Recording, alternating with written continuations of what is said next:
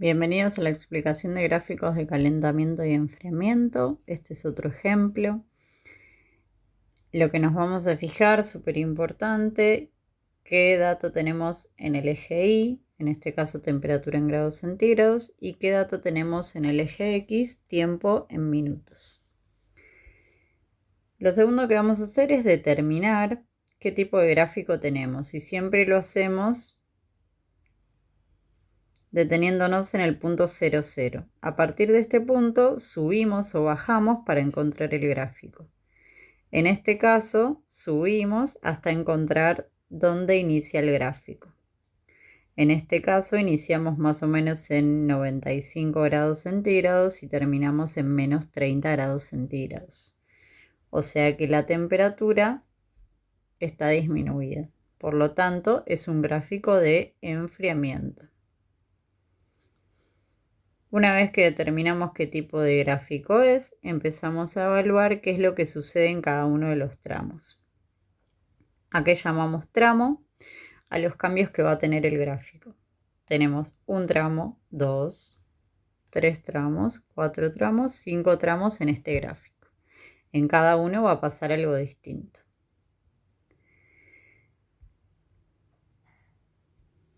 Súper importante. Cada vez que el gráfico está horizontal, me va a indicar una temperatura importante. Hay dos temperaturas importantes que son las temperaturas de fusión y la temperatura de ebullición, que es la temperatura a la cual hay un cambio de estado.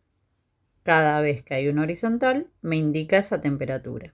La más baja, por ejemplo, esta, es la temperatura de fusión, menos 15 grados centígrados. Y la de ebullición es la más alta, en este caso 75 grados centígrados.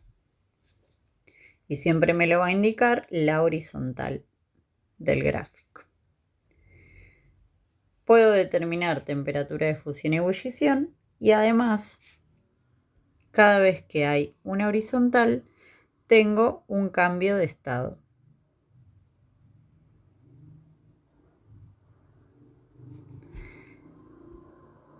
En las otras partes del gráfico, en estas partes inclinadas, voy a tener estados puros de la materia, o estado sólido, líquido o gaseoso. El que está en menor temperatura va a ser el sólido. Después voy a encontrar el líquido y finalmente al gaseoso. Puedo asignarle números o letras a los intervalos. Por ejemplo, intervalo A, B, C, D, E o con números. Además de determinar los estados, lo que me pueden pedir en los ejercicios es que determine cómo va a ser esa sustancia según el modelo de partículas.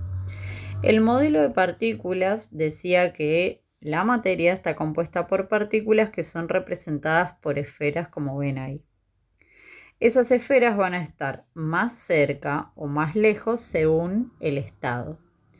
En un estado sólido, como el que anotamos acá abajo, las partículas van a estar mucho más juntas.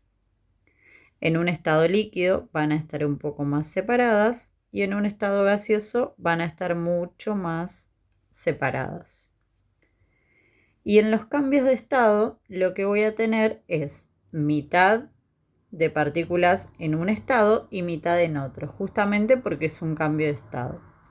Acá si pasamos de sólido a líquido, vamos a tener en este intervalo mitad de la sustancia con las partículas muy cercanas y otras un poco más alejadas.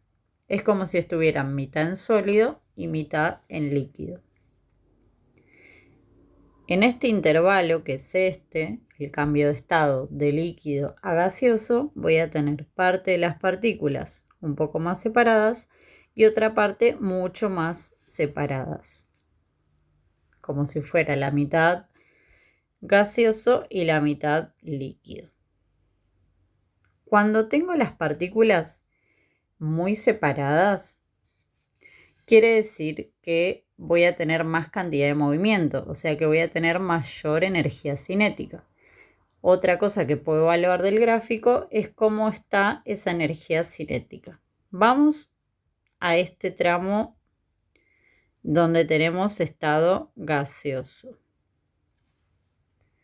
En este estado las partículas están muy separadas y la temperatura va disminuyendo. Por lo tanto, si disminuye la temperatura, también va a disminuir la energía cinética, o sea, el movimiento.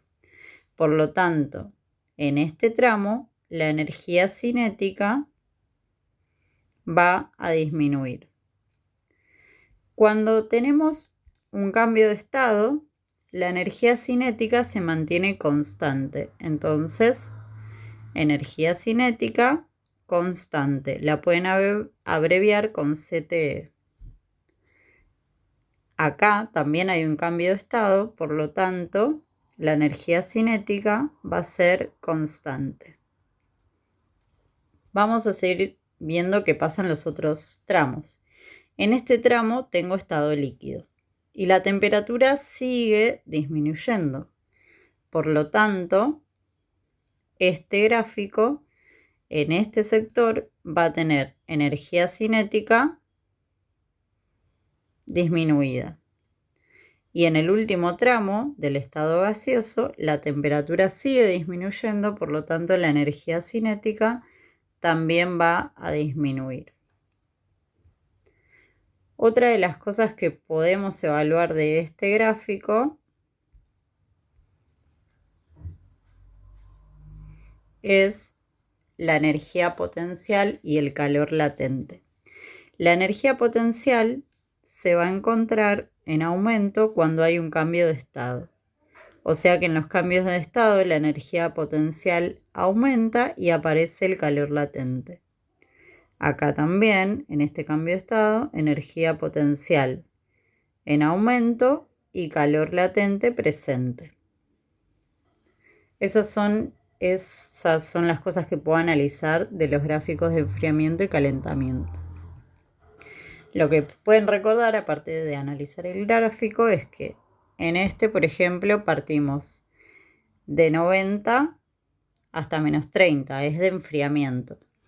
Si es de enfriamiento, la energía cinética va a bajar porque estoy perdiendo calor o perdiendo energía. Si fuera de calentamiento, la energía cinética va a subir. ¿Qué otras cosas me pueden preguntar del gráfico? ¿Cuánto tiempo esa sustancia está en estado sólido? Entonces, lo que hago es buscar el estado sólido y ver cuánto tiempo se mantuvo ahí.